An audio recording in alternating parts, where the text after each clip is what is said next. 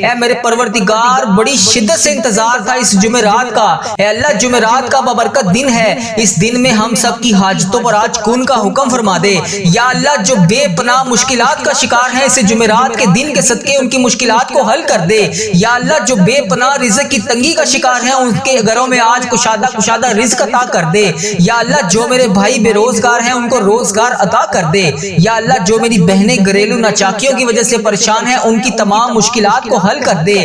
یا اللہ جو میری بہن بھائی پریشان ہیں ان کی پریشانیوں کو دور کر دے۔ یا اللہ اس جمعرات کے صدقے ان کی دعاؤں کو قبول فرما دے۔ اے میرے پروردگار پیارے نبی حضرت محمد مصطفیٰ صلی اللہ علیہ وآلہ وسلم کا واسطہ ہم سب کی مشکلات کو حل کر دے، ہم سب کی پریشانیوں کو دور کر دے۔